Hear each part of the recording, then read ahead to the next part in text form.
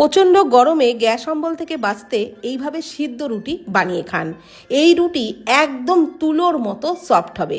আজকে বানালে কালকে পর্যন্ত একই রকম সফট থাকবে। যে কোনো তরকারির সাথে খেতে দুর্দান্ত লাগবে। বাড়িতে যদি বয়স্ক মানুষও থাকে তিনিও অনায়াসে খেয়ে নিতে পারবেন। একেবারেই নরম তুলতুলে আর খেতেও অসাধারণ টেস্ট হয়। তো আসুন তাহলে আজকের ভিডিওটি শুরু করি। তো এই রুটি বানানোর জন্য প্রথমেই একটা কড়াইয়ের মধ্যে নিয়ে নিচ্ছি 2 কাপ জল। জলের মধ্যে দিয়ে দিচ্ছি পরিমাণ মতো লবণ, দিয়ে দিচ্ছি 1 চামচ সাদা তেল। আর তারপর তেল আর লবণটাকে জলের সাথে ভালো করে মিশিয়ে জলটাকে ভালোভাবে ফুটিয়ে নেব। জল ভালোভাবে ফুটে উঠতে শুরু করলে গ্যাসের ফ্লেমটাকে একদম লোতে করে দিয়ে দিচ্ছি ময়দা। 2 কাপ জল নিয়েছি আর তার জন্য 2 কাপই কিন্তু ময়দা দিলাম। ময়দাটাকে জলের সাথে একটু ভালোভাবে নাড়াচাড়া করে মিশিয়ে নিচ্ছি। একদম লো ফ্লেমেই কিন্তু কাজটা করতে হবে।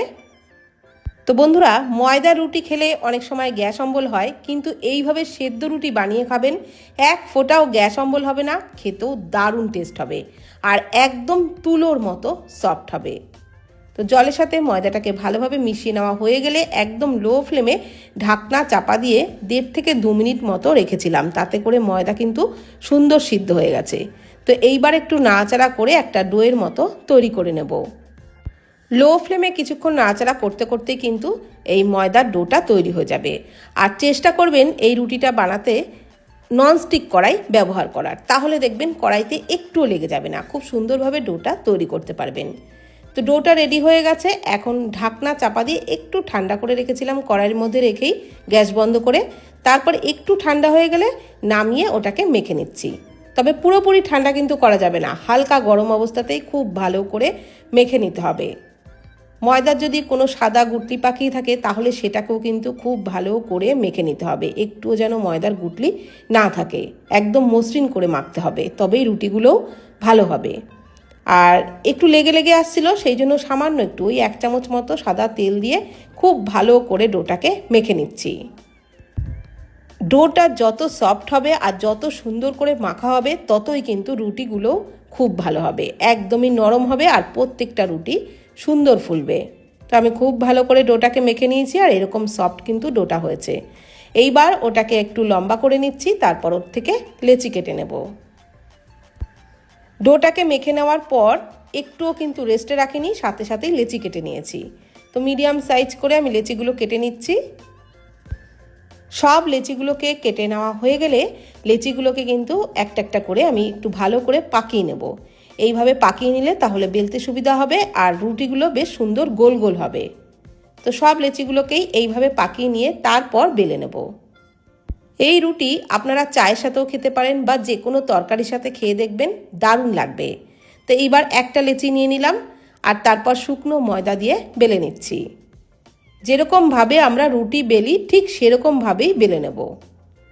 খুব বেশি পাতলা করে বেলবো না, যেরকমভাবে আমরা নর্মাল রুটি বেলি ঠিক সেরকমভাবেই কিন্তু বেলে নিতে হবে। তো অনেক বন্ধুরাই বলে থাকবেন যে এই রুটি আটা দিয়ে বানানো যাবে কিনা, কিন্তু এই রুটি আটা দিয়ে না বানিয়ে ময়দা দিয়েই বানাবেন, তাহলেই কিন্তু খেতে বেশি ভালো লাগবে। আর এভাবে বানালে এক ফোঁটাও গ্যাস অম্বল কিচ্ছু হবে না, যেহেতু ময়দাটা জলে সিদ্ধ হবে সেই কারণে কিন্তু এক ফোঁটাও গ্যাস অম্বল হবে না। তো রুটি বেলে নেওয়া হয়ে গেছে, এখন তাওয়াতে সেঁকে নিচ্ছি। তাওয়াটাকে কিন্তু গরম করে নিয়েছি, তারপর মিডিয়াম ফ্লেমে এইভাবে চেপে চেপে সেঁকে নিচ্ছি।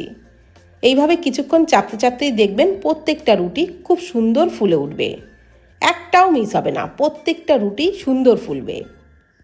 আর এই রুটিগুলো যেহেতু খুবই নরম সেই জন্য আমি একটা একটা করে ভেজে নিচ্ছি। আর ভেজে নেওয়ার পরও যে থালাতে রাখবো সেটাও কিন্তু সেই থালাতেও কিন্তু রুটিগুলোকে একটু ছড়িয়ে ছড়িয়ে রাখতে হবে, একটার উপর আরেকটা রাখতে যাবেন না, যেহেতু রুটিগুলো খুবই নরম লেগে যেতে পারে, সেই জন্য একটু ছড়িয়ে ছড়িয়ে রাখবেন, তাহলে খুব ভালো থাকবে।